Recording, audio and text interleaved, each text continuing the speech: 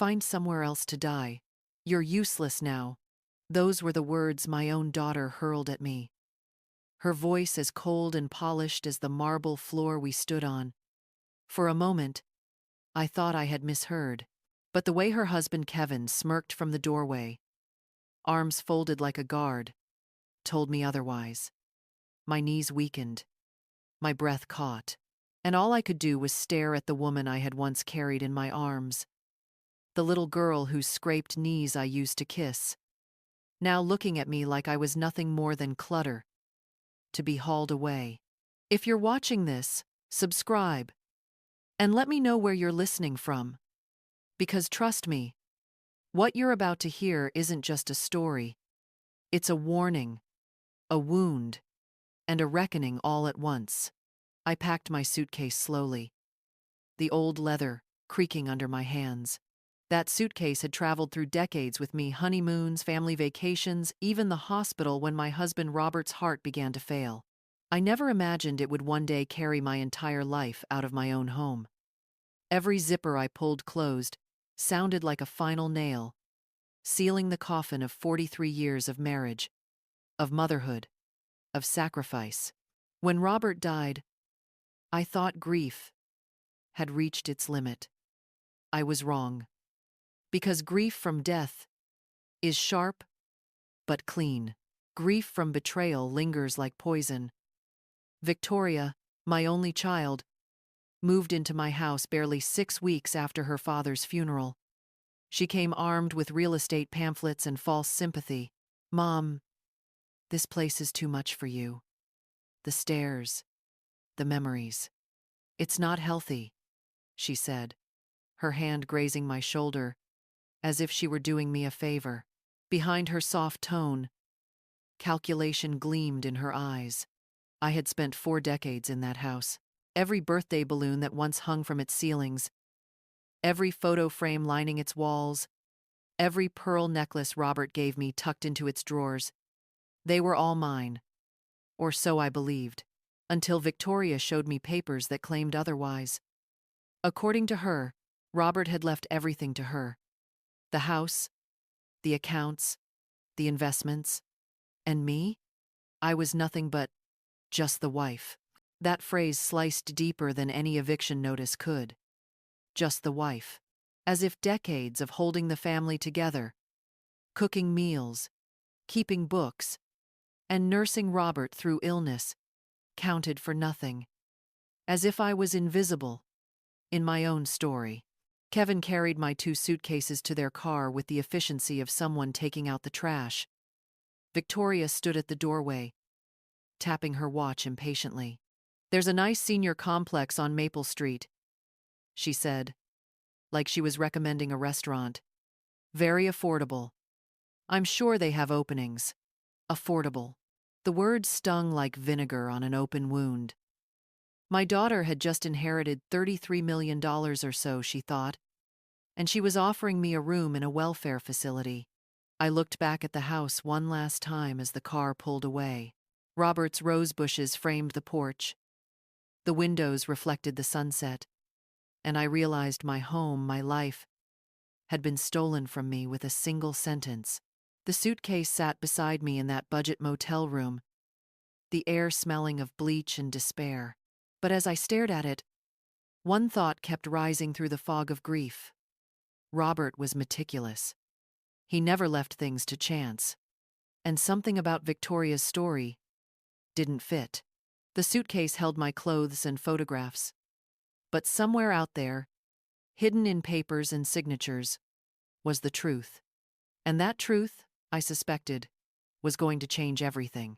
The motel mattress sagged beneath me, smelling faintly of mildew and cheap detergent. I lay awake staring at the ceiling, listening to the drip of a leaky faucet somewhere down the hall. Every sound echoed like a reminder of how far I had fallen in just a matter of hours. Only yesterday, I was a grieving widow, clinging to memories inside the home Robert and I built together. Today, I was a displaced mother with 2 suitcases and a crumpled $20 bill for dinner. Victoria's words still rang in my ears. "Find somewhere else to die. You're useless now." I repeated them over and over, trying to understand how the child I sacrificed everything for could look at me with such venom. My hands shook as I unfolded the thin motel blanket. The scratchy fabric was nothing compared to the soft quilt I had stitched myself years ago. The one Victoria used to snuggle under during thunderstorms when she was little. Where had that little girl gone? The next morning, I shuffled to the front desk. The young clerk barely looked up from his phone. "Check. Outs at 11, he said flatly, sliding me a receipt like I was just another transient. No name, no kindness, no humanity. I forced a smile, but inside I was unraveling. 43 years of family, erased with one forged smile and a stack of papers. My daughter had waved in my face. On my way back to the room, I passed another guest, an elderly man in a rumpled suit, clutching a grocery bag with trembling hands. He nodded politely. In his eyes, I saw the same hollow look I'd glimpsed in my own reflection, the look of someone discarded by the world, reduced to numbers on a receipt. That tiny encounter told me something I didn't want to admit. I wasn't the first mother to be thrown away like this. By noon, I walked to the bus stop, my suitcase wheels rattling against cracked pavement. Each bump echoed like a reminder. I had become invisible. People on the bus glanced at me, some with pity, others with indifference. A woman whispered to her husband, "Poor thing, probably evicted." I wanted to scream that I wasn't poor, that my family had millions, but the truth sat heavy in my throat. None of it was mine. Not anymore. That afternoon, I tried calling Victoria. Maybe she'd soften once she realized how cruel she'd been. She answered on the second ring. Her tone clipped. "Mom, I'm busy. Kevin and I are meeting contractors about the house. You'll be fine. Don't call unless it's important." Then she hung up. No goodbye, no concern, just a dismissal. I sat on the bus bench clutching my phone, the metal cold against my palms. Important. Apparently, my homelessness, my humiliation, my heartbreak, none of that was important to her. But as the sun dipped low, casting long shadows over the cracked sidewalk, another thought began to surface. Robert had been careful with every detail of his life. He was not a man who left his wife unprotected. If Victoria was so certain she had inherited everything, then perhaps she was hiding something, or lying. And in that motel room, staring at the worn leather suitcase by my bed, I realized I had a choice. Either accept the role of discarded mother, or dig deeper. Somewhere, hidden in Robert's meticulous records, was the truth. And that truth might just be my only weapon. The days blurred together inside that shabby motel. Morning light crept through faded curtains, revealing peeling wallpaper and a carpet stained by decades of other people's tragedies. I ate crackers from a vending machine, drank lukewarm water from the tap, and tried not to think about the fact that my daughter had just inherited $33 million while I was counting quarters for bus fare. But the cruelest wound wasn't hunger or discomfort. It was the memory of her voice. "Find somewhere else to die. You're useless now." That sentence replayed in my mind like a broken record. I devoted my life to making sure Victoria never felt useless, never felt small. I had worked part-time jobs to pay her tuition, skipped meals so she could have new clothes, stayed awake nights sewing costumes for school plays. And now, at 67, I was nothing more than an inconvenience she wanted erased. One evening, I found myself sitting in the motel lobby, pretending to read an old magazine. In truth, I was listening to the clerk chatting with a guest about real estate. He bragged about a house he'd just sold. Lawyers check everything: title, deed, inheritance. No way around it, he said. His words stuck in my mind. If Robert had truly left everything to Victoria, why hadn't I been shown an official copy of the will? Why hadn't I been present at any reading? That night, unable to sleep, I pulled out Robert's old leather wallet from my suitcase. Tucked behind a faded photo of us on our honeymoon, I found a yellowed business card. Harrison J. Fitzgerald, attorney at law. Robert's trusted lawyer. I remembered Robert once telling me, "If anything ever happens, Harrison will make sure you're secure." The next morning, I decided to test fate. With the last of my cash, I boarded a bus downtown. The ride was long, every bump jostling the suitcase at my feet. The same suitcase my daughter had watched me drag away. It rattled like a drumbeat, urging me forward. When I arrived, Fitzgerald's office was tucked between a cafe and a bookstore, the kind of dignified place with brass door handles polished to a shine. My heart pounded as I stepped inside. The secretary, a kind-eyed woman in her 60s, looked surprised when I introduced myself. "Mrs. Sullivan? Oh, Mr. Fitzgerald has been expecting you." Expecting me? Confusion swirled. She ushered me into a spacious office, lined with shelves of leather-bound books. Behind a mahogany desk sat Harrison, silver-haired, glasses perched low on his nose. His expression softened when he saw me. "Margaret," he said warmly, "I was beginning to wonder when you'd come. I tried calling your house several times, but your daughter told me you were traveling." Traveling.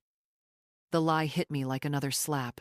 "Harrison," I whispered, my throat tightening. "I need to know the truth. Did Robert really leave me with nothing?" The old lawyer frowned, then reached for a thick file folder. "Nothing? Margaret, that's impossible. Robert's will was crystal clear. You are the primary heir." In that moment, a new fire flickered inside me. My daughter's betrayal was worse than I imagined. She hadn't just abandoned me. She had stolen my life. Harrison slid the heavy file across his desk, the leather folder groaning like it carried the weight of every secret Robert had kept safe. My hands trembled as I opened it, the scent of paper and ink rushing at me like a memory from another life. There, in black and white, lay Robert's final words. His handwriting, steady and deliberate, stared back at me above his familiar signature. "I, Robert James Sullivan, being of sound mind and body." The words blurred as my eyes filled. But Harrison's voice cut through the fog. "Margaret, Robert left you the house, every piece of furniture, and 70% of his financial assets. That's roughly $23 million. I gasped, clutching the edge of the desk. 23 million. My mind reeled. "But," Victoria said. "She lied." Harrison interrupted gently. "Your daughter received a trust of 10 million, but Robert added a special clause. The money is contingent on her treating you with respect and dignity after his death." Respect and dignity. My chest tightened. "And if she fails?" Harrison adjusted his glasses, his eyes narrowing with quiet intensity. "Then the trust reverts to you. Every cent. Margaret, your daughter's cruelty has already triggered that clause." I sat back, dizzy. Images flashed through my mind. Victoria standing in the doorway, arms folded, her voice a knife. "Find somewhere else to die. You're useless now." The very words that had gutted me also condemned her. "She told me I had nothing," I whispered, shame burning in my throat. "She gave me $200 and said I should be grateful." Harrison's face darkened. "What Victoria has done is fraud, plain and simple, and elder abuse. She withheld your inheritance and misrepresented legal documents. That's a felony." The room seemed to tilt. For weeks, I had thought myself powerless, a discarded widow shuffled off to a motel. But in truth, I was holding the winning hand all along. Robert hadn't abandoned me. He had protected me from beyond the grave. Margaret, Harrison continued, sliding another paper toward me. Here is your certified copy. You are the rightful owner of the Oakwood Drive estate. And you control $33 million in assets. Your daughter forfeited everything the moment she mistreated you. I pressed the paper to my chest. Relief, rage, vindication, they tangled together until I could barely breathe. For the first time since Robert's funeral, I felt a surge of strength. What do I do now? I asked, my voice steadier than I expected. Harrison leaned forward, his eyes sharp. Now, we call the banks. We freeze every account she thinks she owns. Then we call the police. Outside the office, the city buzzed with ordinary life cars honking, people laughing, a dog barking. But inside that quiet room, my life had changed course. No longer the grieving widow, no longer the discarded mother. I was the heir, the owner, the woman Robert had trusted to guard his legacy. And soon Victoria would discover that the empire she thought she'd stolen was never hers at all.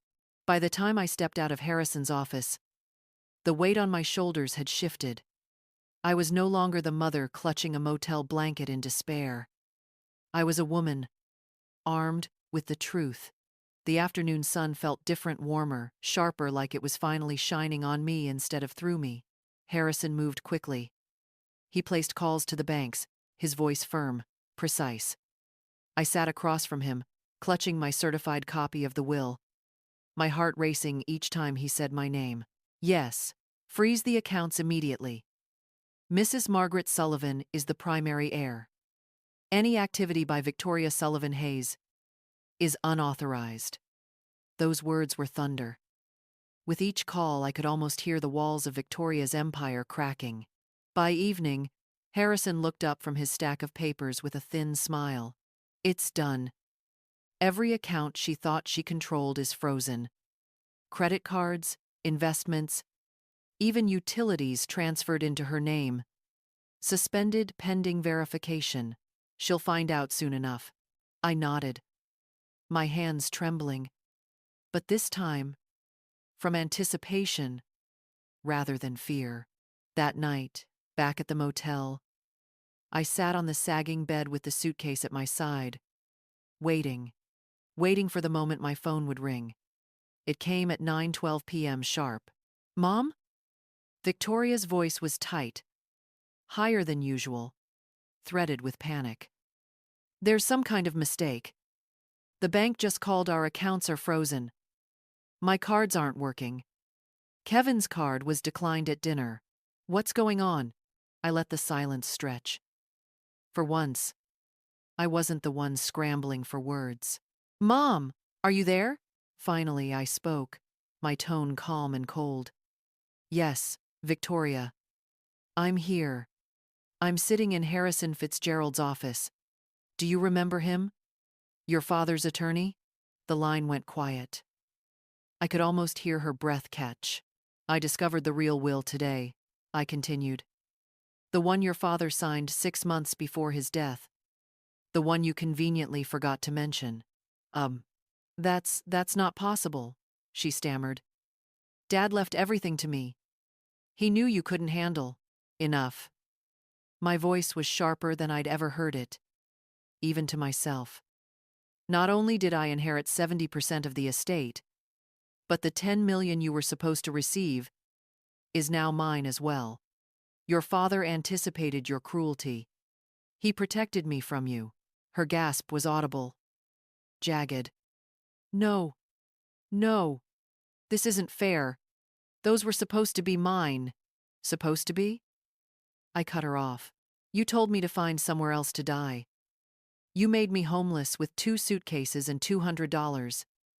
That sentence, Victoria, cost you everything. There was a long pause, then the brittle sound of her composure shattering. Mom, please. I didn't mean it like that. Kevin and we can fix this. Just, please, don't do this. But it was already done. The truth was written, notarized, and signed in Robert's steady hand. As I hung up the phone, I glanced at the suitcase by my bed. Hours ago, it had symbolized my defeat. Now, it felt like a weapon, proof of how far I had come. And tomorrow, I knew, the real battle would begin. The next morning, I woke to the sound of my phone buzzing nonstop. Missed calls stacked like bricks on the screen, all from Victoria. My daughter, who had once dismissed me as useless, was now desperate to hear my voice. For a moment, I let it ring, savoring the irony. Then, with deliberate calm, I answered. "Mom," she blurted, her voice shaky. "Thank God you picked up. We need to talk. There's been a misunderstanding." I sat by the motel window, watching traffic crawl by, the phone cool against my ear. "No misunderstanding, Victoria. The will is clear. Everything belongs to me. You knew it, and you lied."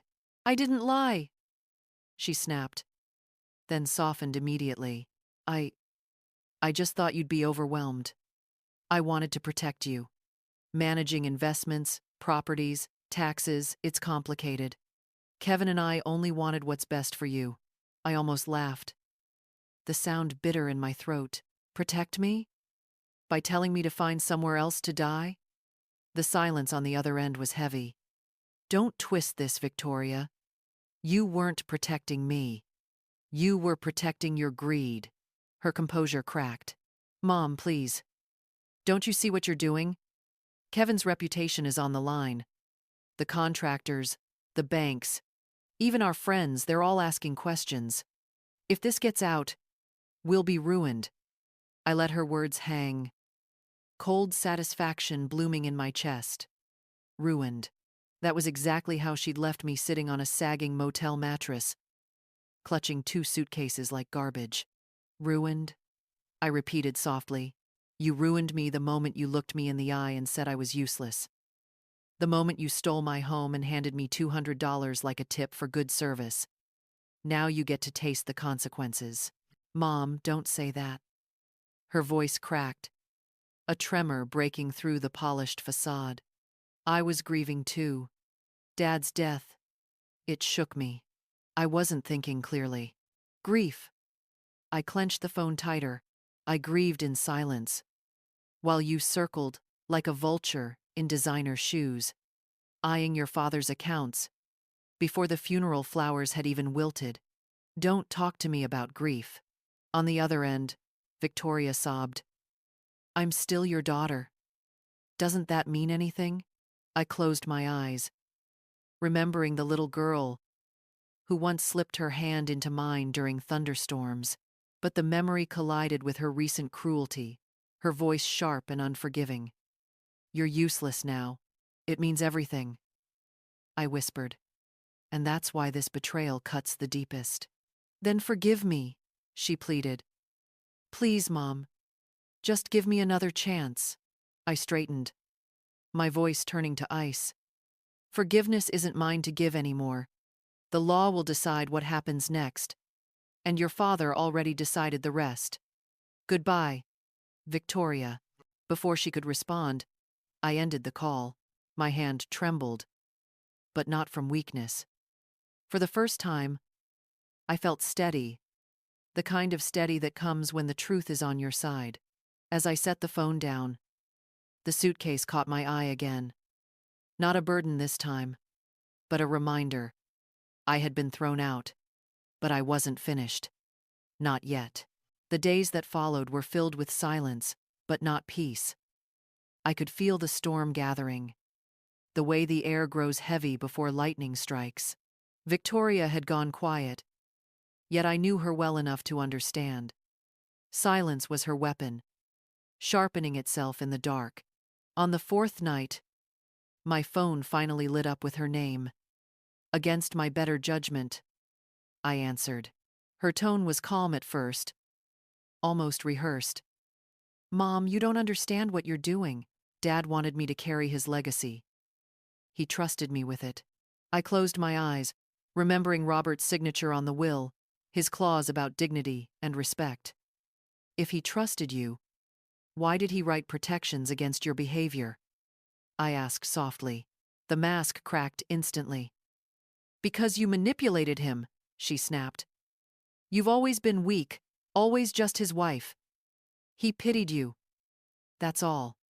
Just his wife. Those words cut deeper than any blade. For decades I had been cook, nurse, secretary, and anchor. Weak? Number. I had been the spine that held our family upright, while she basked in praise. You told me to find somewhere else to die, I said coldly. That sentence cost you everything. On the line, I heard her quick inhale, sharp, panicked. Kevin has connections. We'll fight this in court. By the time it's over, people will believe you're senile. Do you really want the world laughing at you? Her threat rolled off me like water. Let them laugh. At least I'll still have my home, my name, and my dignity. All things you threw away for greed. For the first time, her voice cracked, revealing the child beneath the polished armor. Mom, please, don't do this. I'm still your daughter. I let the silence stretch until she began to cry. Then, steady and unshaken, I answered. And I was your mother. But mothers aren't shields for betrayal. You chose your path, Victoria. Now you'll walk it alone. When I hung up, my hand trembled not from fear, but from power rediscovered. She had shown her desperation, and that meant I was close to victory. The war wasn't over, but for the first time in months, I knew exactly how it would end. 2 days passed without a word. The silence was unnerving, like the calm before a storm. I half expected police sirens or lawyers at my door, but instead, there was nothing. Until the third evening, when I heard a soft knock at my motel door. I opened it to find Victoria standing alone. No Kevin this time. She looked different. Her makeup smudged, her eyes red as though she hadn't slept. For a split second, I saw a glimpse of the little girl who once crawled into my bed after nightmares. But then she spoke. Mom, she whispered, voice trembling. I'm sorry. I didn't invite her in. I stood in the doorway, blocking her path. Sorry doesn't erase fraud, Victoria. Sorry doesn't give back the nights I spent here, humiliated, because my daughter told me to die. She winced, and tears slid down her cheeks. I wasn't myself. Losing Dad broke me. Kevin pushed me, said we needed control. I believed him. But I see now I was wrong. Please, can we start over? I don't want to fight anymore. I studied her carefully. The words were soft, but her eyes betrayed calculation. This wasn't remorse. It was strategy. Start over? I repeated slowly. After you threw me out with 2 suitcases? After you forged documents and claimed I was useless? Her hands shook. Yes, I was cruel. But I'm still your daughter. We can fix this. Together. If you tell the banks to unfreeze the accounts, we can share. 50-50. No courts, no police. Just us. There it was. The mask slipping just enough to reveal her true motive. Money. Always money. I let the silence hang until she squirmed. You don't want reconciliation, I said coldly. You want a deal. You want access to money that doesn't belong to you. And you think crocodile tears will open the door. Her face hardened instantly, the act dissolving. Do you know what people are saying? That you've lost your mind. That you're too old to handle millions. Kevin's friends are already spreading stories. By the time this goes to court, everyone will see you as a senile old woman, manipulated by a greedy lawyer. I felt the sting, but I refused to flinch. Let them talk. The truth doesn't need gossip to survive. Her jaw tightened. Mom, if you go through with this, you'll destroy our family. The children will grow up hating you. My chest tightened, but I kept my voice firm. No, Victoria. They'll grow up hating what you did. And they'll know exactly why their mother lost everything. Her expression cracked for the briefest moment. Rage, fear, desperation, all flickering at once. She turned abruptly, her heels clicking against the concrete as she stormed toward the parking lot. I closed the door slowly, leaning against it. My heart was pounding, but my mind was clearer than ever. This wasn't over. Her apology was nothing but a rehearsal, a performance before the real act. And when she returned, because I knew she would, it would be the final confrontation. The final confrontation came sooner than I expected. A week later, Harrison called. Margaret, she's filing motions, claiming you're unfit. Be ready. That evening, my motel room phone rang again. Victoria's voice was icy. Meet me at the house. One last talk. Just us. No lawyers. I knew it was a trap, but I went. The house loomed in the twilight, familiar yet foreign, with her expensive car in the driveway. She was waiting inside, papers spread across the dining table like weapons. You don't belong here, she hissed. Dad wanted me to carry his legacy. You were nothing but his shadow. Her words sliced through me, but I stood taller. Your father saw you clearly, Victoria. That's why he wrote the clause. And you proved him right the moment you told me to die. Her face blanched. You wouldn't dare use that against me. I pulled the certified will from my bag, placing it calmly on the table. This isn't about daring. It's about truth. You forged documents. You lied. And now, every cent you thought you owned is gone. For the first time, her mask shattered completely. She slammed her hands on the table, trembling. It's not fair. I'm your daughter. I leaned closer, my voice like steel. And I was your mother, the one who gave you everything. You repaid me with cruelty. Now, you'll reap what you sowed. The silence that followed was deafening. In her eyes, I saw the truth dawning. She had lost, not just the money, but me. So that's the truth of how betrayal almost destroyed everything until silence and strength turned the story around. But there's one thing I didn't tell you at the start. What if the betrayal wasn't just about money, but about love, power, and a secret no one expected? Click on this video here if you want to hear the next story of family, betrayal, and revenge. I'll see you in the next one.